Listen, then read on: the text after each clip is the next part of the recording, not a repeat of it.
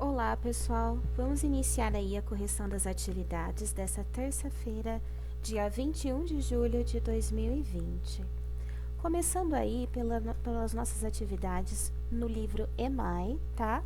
Volume 1 aí, páginas 45 e 46, onde a gente vai ver um pouco de prova real da divisão e solução de situações problemas, tá? Vamos lá, então. Bem, aqui na página 45, eles trazem pra gente uma divisão feita por essa Silvana, né? E ela pediu pro irmão dela conferir a conta, tirar uma prova real aí da conta, tá? Como que ela fez essa divisão?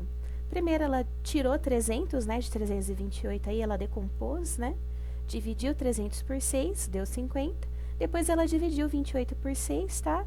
Deu 4, na verdade 24 dividido por 6 dá 4 e sobrou 4, tá? Então, a primeira pergunta aí é, você acha que a conta de Silvana está correta? Está correta, tá? Ela dividiu decompondo os números, ela faz uma divisão de uma forma diferente, tá?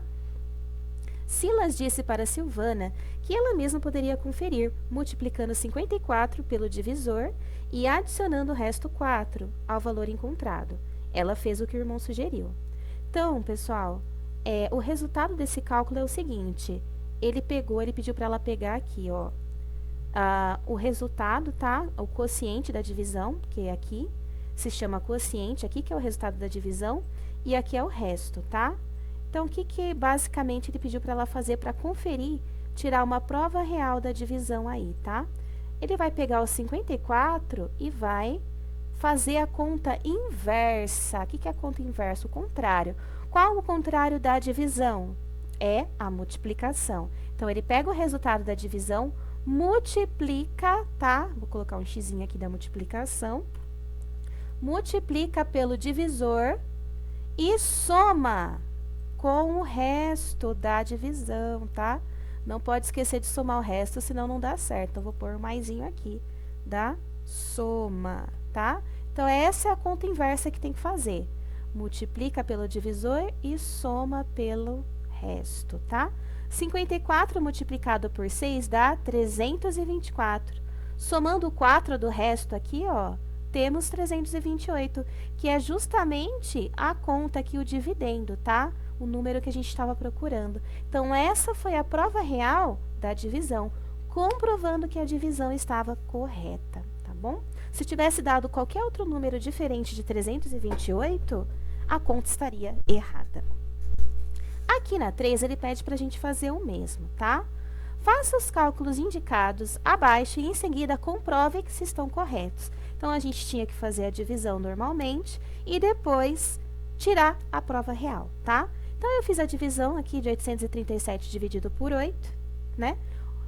8 dividido por 8 dá 1. Depois eu baixo 3. 3 não dá para dividir por 8, então eu coloco o zerinho aqui, tá? 3 tira 0, 3. Abaixo 7.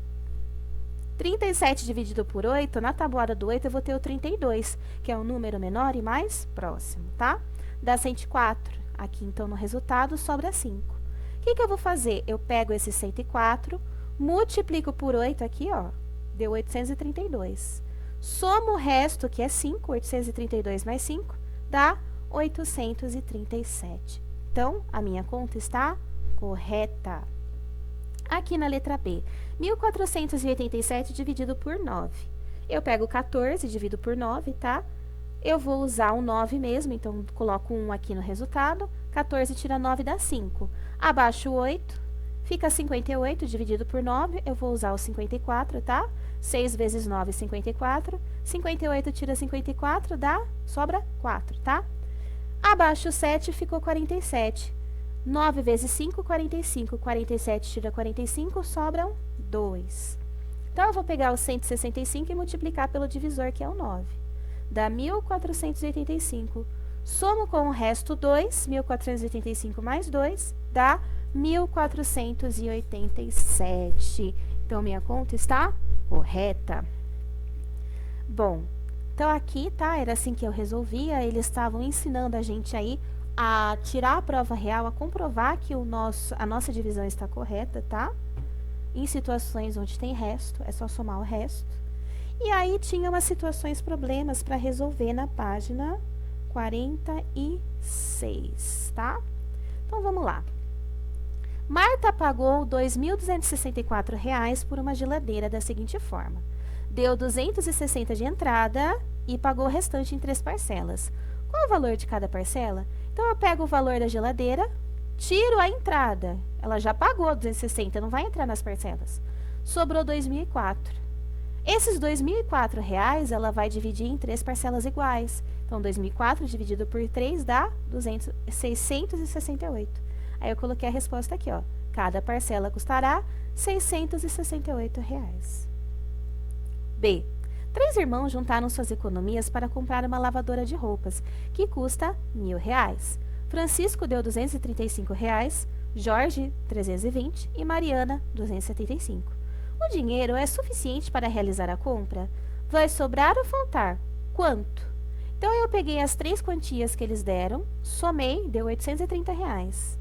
Então, não dá, é menos que R$ 1.000. Quanto que falta? Eu vou pegar os R$ 1.000, tirar os 830 e vou ver o que sobra ali, que é o que vai faltar para os R$ 1.000. Resposta: não dá para realizar a compra porque vão faltar R$ 170.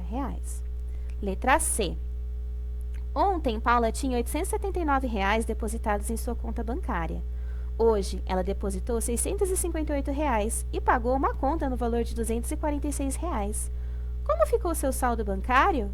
Então, eu vou pegar e eu vou somar o valor que ela já tinha no banco, 879, somar 658 que ela depositou, dá aí R$ 1.537. Esses R$ 1.537, eu tiro os 246 que foi a conta que ela pagou. Sobra, então, R$ 1.291. Sobraram na sua conta R$ 1.291. Letra D. Heitor comprou 3 camisas por R$ 59,90 cada uma. Comprou também uma calça por R$ 69,90. O vendedor deu um desconto de R$ 25. Quanto Heitor pagou pela compra? Então, a gente vai pegar, vai somar aí as camisas com a calça, R$ 59,90 mais R$ 69,90. Deu R$ 129,80. Eu vou pegar esse valor total da compra e jogar o desconto em cima, tá? Vou tirar, ele não deu R$ 25 de desconto? Se é desconto, ele vai pagar R$ 25 a menos. R$ 129,80 menos 25 dá R$ 104,80, tá? Então, a resposta aqui do probleminha, Heitor pagou pela compra R$ 104,80. Letra E. Milena foi a uma loja comprar uma camiseta. Ela pretendia comprar uma só, cujo preço era R$ 20. Mas havia uma promoção na loja. Leve 3 e pague 20. Não, leve 3 e pague apenas R$ 42. Se Milena comprar as camisetas nessa promoção, quanto ela pagará por cada camiseta? Então, a gente vai pegar os R$ 42 e dividir pelas 3 camisetas, para a gente saber quanto ela vai pagar em cada uma, para saber se vale a pena a promoção ou não, tá? Então, eu peguei aqui R$ 42 e dividi em 3, tá? Deu R$ 14 cada camiseta, então vale a pena a promoção, né? Uma é 20, comprando 3 você paga 14 cada uma, ela pagará R$ 14 por cada camiseta, tá? Então, essas foram as atividades de matemática. Vamos então agora para a atividade do interdisciplinar. Os seres humanos surgiram na África. Página 85, 86 e 87. A gente tem aqui na página 85, tá? Um textinho e umas perguntinhas. Especialistas afirmam que os primeiros seres humanos surgiram há cerca de 200 mil anos na África. Eles não tinham um território fixo e se mudavam constantemente. Por isso são chamados de povos nômades. Veja a seguir como viviam os primeiros povos nômades. Eles viviam da caça, da pesca e da coleta de frutos e outros produtos da natureza. Partiam para novas terras em busca de alimentos ou de segurança quando eram ameaçados por outros grupos humanos. Fabricavam instrumentos com materiais retirados da natureza e os usavam para caçar, preparar comida, coletar alimento e lutar contra os inimigos. Habitavam cavernas ou moradias feitas de materiais retirados da natureza, peles, palhas, madeiras, entre outros. Então, pessoal, aqui pede para pesquisar o modo de vida dos povos nômades atualmente. Vocês poderiam entrar lá no Google, tá? Vida, vamos lá. Vida dos povos nômades atualmente, olha lá, já até aparece a indicação, tá? Usualmente são os povos caçadores, coletores e pastores, tá? Qual é o modo de vida dos povos nômades na atualidade, tá? Se vocês pesquisarem, vocês vão achar aí povos que ainda se mudam, que ainda vivem desse jeito, tá? Às vezes plantam ou colhem, tá? Então, era uma pesquisa fácil de você fazer, puxando aí no próprio Google mesmo. Vocês que têm bastante acesso à internet, vocês encontram, tá? Vocês vão procurando os links aí, geralmente esses links de escola, ó, os ciganos, por exemplo, tá? Eles vivem, eram nômades, hoje já vivem em lugares fixos, tá? Então, vocês vão achar aí informações sobre os povos nômades atualmente, tá bom? Aqui na 2. Quais atividades realizadas pelos primeiros povos nômades ainda são feitas em nossos dias? Então, a 1 é resposta pessoal, porque vocês vão pesquisar, tá bom? E achar, vocês podem citar um exemplo de um povo nômade de hoje em dia, tá? Será que eles ainda são nômades, né? Que nem os ciganos, a gente viu que não, que eles agora vivem em lugares fixos, né? 2. Quais atividades realizadas pelos povos nômades ainda são feitas em nossos dias, tá? Então, muitas atividades feitas pelos povos nômades ainda são realizadas atualmente, como fabricação de instrumentos, caça, pesca e a coleta e o cuidado com as crianças e o uso do fogo, tá? Então, nos nossos dias, a gente ainda realiza essas coisas que os povos lá 200 mil anos atrás na África já faziam, tá bom? Esses grupos humanos nômades foram se espalhando da África para outras regiões do planeta. Acredita-se que esse processo chegou 70 mil anos atrás e durou pelo menos 50 mil anos. Observe no mapa ao lado as migrações que eles fizeram para a Europa, a Ásia e a América. Então, a gente tem um mapinha aqui, tá? Bem interessante, sobre a expansão dos primeiros grupos humanos pelo planeta, tá? A forma como eles aí se deslocaram. Qual a principal informação que o mapa apresenta, tá? Então, é o deslocamento, né? Como eles se deslocaram, tá? No mundo todo aí. Tem o deslocamento deles nos continentes aí, tá? Converse com o professor sobre o percurso dos primeiros seres humanos, desde a origem africana até as regiões mais distantes. Então, a gente observa aí, principalmente, o tempo, né? Há 200 mil anos atrás, estudiosos afirmam que os seres humanos surgiram na África. O processo de deslocamento deles no planeta, tá? Nos continentes, ele demorou aí 70 mil anos, tá? Então, é um processo longo, né? Quanto tempo demorou para os povos virem daqui até aqui, né? Mais de 1000 anos aí, ó, 50 mil anos, 70 mil anos. Então, foi um processo bem longo que ocasionou aí esse deslocamento, tá? Eles foram se deslocando de forma bem devagar aí, provavelmente mudando de território, passando meses em um lugar, depois meses em outro, que nem os animais fazem muitas vezes de migrar, né?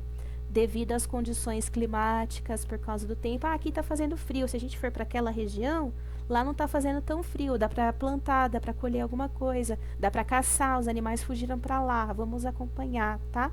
Então, esses processos de migração aí dos seres humanos pelo planeta, que levou milhares de anos aí, eles ocorreram dessa forma, tá? Devido à necessidade, principalmente. É um dos grandes motivos da migração é esse, tá? Tanto na época aí em que os seres humanos eram nômades, como atualmente a gente ainda tem migrações, deslocamentos aí, devido à necessidade humana. Os mais diferentes povos se formaram nesse período de deslocamento das populações pelo planeta. A ocupação de espaços distantes com variadas condições de clima, caça, coleta, fez com que esses povos fossem se diferenciando dos outros, formando culturas próprias. Os primeiros seres humanos a chegarem ao continente americano também eram nômades. Eles se espalharam por diversas regiões, incluindo o território atual do Brasil. Ao longo de milhares de anos, formaram-se sociedades muito diferentes na América, na África, na Europa e na Ásia, e mesmo em regiões mais distantes como a Oceania. Observe a fotografia ao lado e discuta com os colegas. Por que os Inuits se vestem de forma diferente dos povos indígenas do território brasileiro? Pessoal, olha só aqui. Esses povos, um casal Inuit, né? Que é esses povos aqui, nativos aqui dessa região, lá na Groenlândia, tá? Essa foto é de 2016, não é tão antiga, de 4 anos atrás, tá? A Groenlândia é um lugar frio, tá? E aqui no Brasil a gente tem um clima mais tropical, a gente tem uma época mais quente no ano. Por mais que faça frio também, não chega nem perto do frio lá da Groenlândia. Então, os povos indígenas aqui do Brasil, eles andavam com vestimentas diferentes, né? Sem tanta necessidade de cobrir o corpo devido ao clima, tá? No caso desses povos aí indígenas da Groenlândia, com o frio, o que eles sentiam necessidade de fazer o quê? De fazer uma cobertura para o corpo. Então, provavelmente, eles caçavam animais e utilizavam a pele para fazer a vestimenta. Então, daí que veio a necessidade da vestimenta devido ao frio, tá? A região, ao clima local da onde eles vivem, tá? Eles até escreveram aqui, né? Uma possível explicação é a acentuada diferença climática das regiões que esses povos ocupam. A cultura também é importante para explicar essa diferença, tá? Então, por exemplo, aqui no Brasil a gente usa roupa por quê? Atualmente, porque vieram povos lá da Europa, né, os portugueses, onde é frio, eles tinham o costume, eles adquiriram a cultura de usar roupas devido ao clima e trouxeram aí a vestimenta como uma obrigação aí para o nosso território brasileiro. Provavelmente, se a gente não tivesse sido colonizado pelos povos europeus, que utilizavam grandes quantidades de roupa, né? Provavelmente a gente andaria com bem menos cobertura no nosso corpo. Talvez como os indígenas, né? Andavam naquela época sem roupa, tá?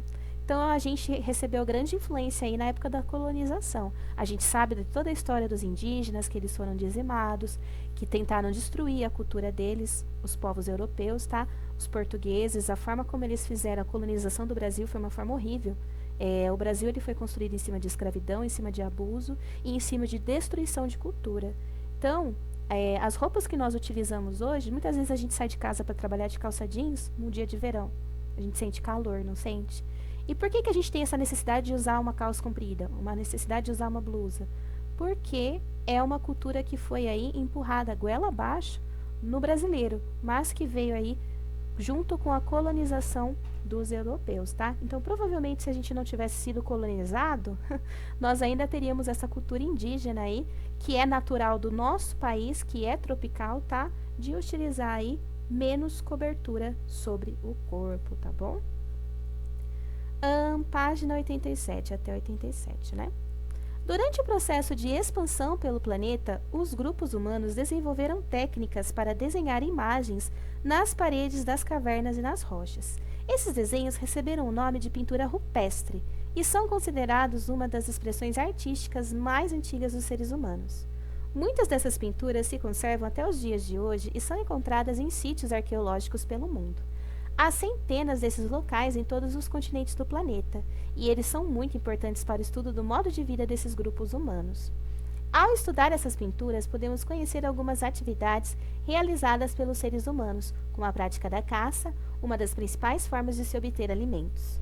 Os pesquisadores acreditam que essas pinturas revelam também os primeiros sinais de crenças religiosas dos seres humanos. Algumas das obras de arte rupestre mais antigas datam de 20.000 ou 30.000 anos atrás. No Parque Nacional da Serra da Capivara, no estado do Piauí, por exemplo, há pinturas de cerca de 25.000 anos. Então, aqui tem um texto retirado daqui, né, da Companhia das Letras, esse livro aqui, A Pré-História Passo a Passo, como eles faziam. Para executar suas obras, os artistas pré-históricos usavam o que a natureza lhes oferecia. As gravuras eram feitas com a ajuda de instrumentos de pedra. A paleta de cores se limitava à gama dos pigmentos minerais: ocre para vermelhos, amarelos e marrons, óxido de manganês para pretos e os marrons bem escuros. Eles aplicavam pigmentos diretamente com os dedos ou pincéis, feitos com pelos de animais ou com fibras vegetais. Então, mostra aí como eles faziam as tintas para fazer a pintura rupestre, tá? Eles utilizavam aí esses materiais para fazer as tintas, tá? 6. Existem muitas explicações para o significado das pinturas rupestres. Qual você acha que é a mais provável? A resposta é pessoal, mas se a gente for pensar na necessidade que o ser humano tem de registrar a sua história, tá? Se a gente for pensar nesses povos antigos aí que eram nômades, provavelmente não tinham domínio aí de leitura e escrita, a gente não tinha criado o código das palavras, né? Transformar o som em escrita. Eles ainda assim tinham a necessidade de registrar a sua história. Nós registramos atualmente através de livros, através da escrita, através de fotos, pinturas. E antigamente, através da pintura rupestre, eles faziam o quê? Eles registravam a sua história. É através dessas pinturas que a gente consegue identificar atualmente como eles viviam naquela época. Eles pintavam os bichinhos que eles viam, eles pintavam a família deles, tá? Eles pintavam uma reunião lá em volta da fogueira. Eram essas coisas que eles registravam através de desenho nas paredes. Lembra quando eu falo para vocês que quando eu peço para ilustrar um texto, também é uma forma de interpretar? Que o desenho também é importante? O desenho também traz uma comunicação, é uma forma de registro e comunicação. Então, essas pinturas rupestres, provavelmente o principal significado delas era registro de acontecimentos. Pessoas que sentiam necessidade de registrar o que estava acontecendo com elas naquele momento. E eles registravam através de pintura e não através da escrita, tá bom? Pesquise alguns exemplos de pintura rupestre e faça no caderno uma ilustração que tente reproduzir um desses exemplos. Então, se vocês forem pesquisar no Google mesmo, ó, pintura rupestre, vocês vão encontrar diversas imagens para vocês aí poderem se inspirar para colocar no caderninho de vocês. Olha cada imagem interessante, gente, que eles faziam. Aqui no texto a gente viu que eles usavam ocre para fazer a tinta vermelha, aqui a tinta vermelha, e eles pintavam nas paredes, tá? Ó o que eu falei deles registrarem o dia a dia deles. A gente tá vendo aqui um boizinho e a gente tá vendo hominhos aí com arco e flecha na mão, provavelmente no momento de caça. E um desses homens, desse povo nômade aí, sentiu a necessidade de registrar. Vou pintar aqui a caça de hoje. Aqui, ó, tem vários, tipo, ó, os bichinhos, as mãozinhas, tá? Famílias aí, ó, tem crianças. Então a gente vê aí a necessidade que eles tinham de registrar aqueles acontecimentos. E eles acabaram aí registrando pra gente uma parte importante da história do ser humano, tá? Então isso que é pintura rupestre, tá bom? E é para vocês tentarem reproduzir aí no caderno de vocês, tá? A pintura rupestre que vocês acharem mais interessante, se quiserem copiar uma dessas, ou inventar a de vocês mesmos. Mas isso que é pintura rupestre, tá bom? Bom, as atividades do interdisciplinar foram essas, e ainda tinha uma atividade de português no ler e escrever sobre análise de palavras, tá? Quando a gente usa ansa com S e ansa com C cedilha. Vamos lá então para o ler e escrever, página 182.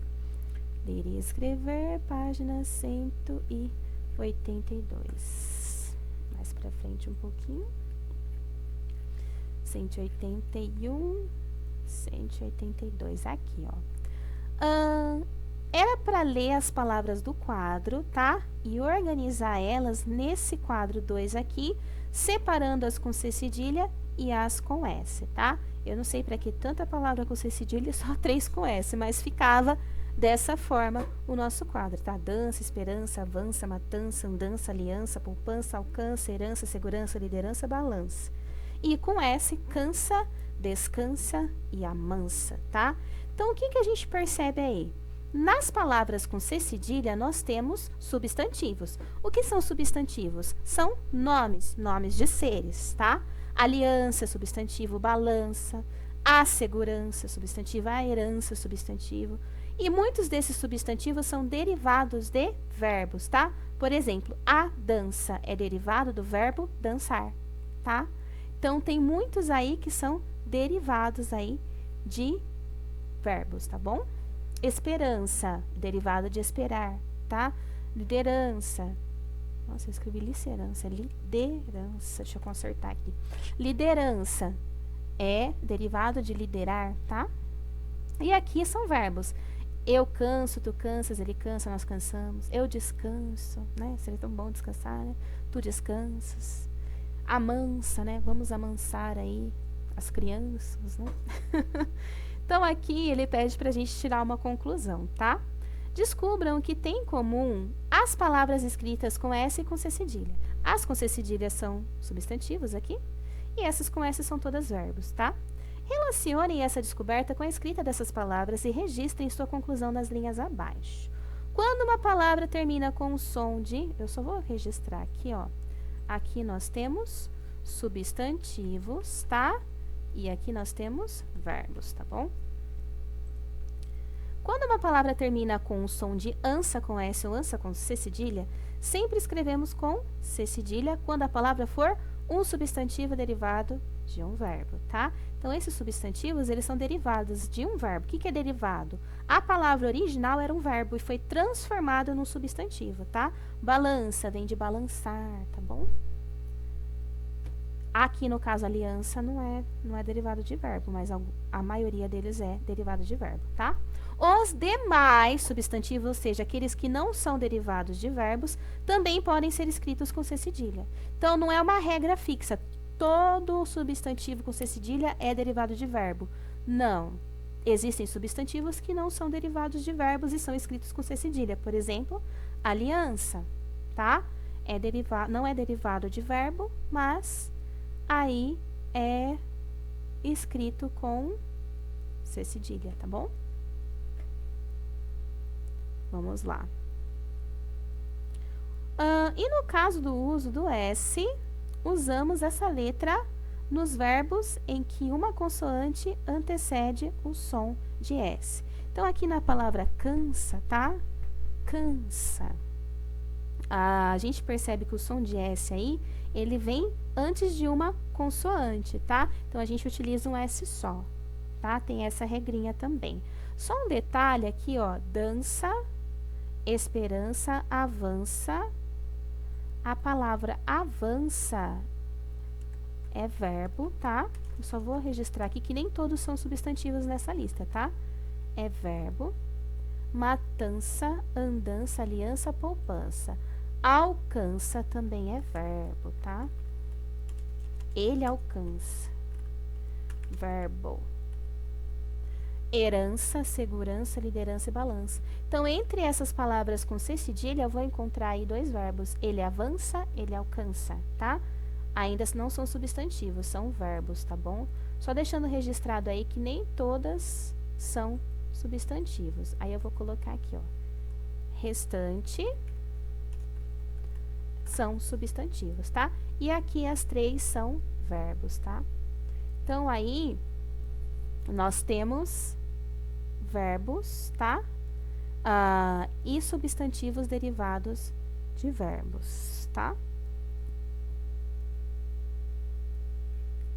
Agora, continuando aqui, ó.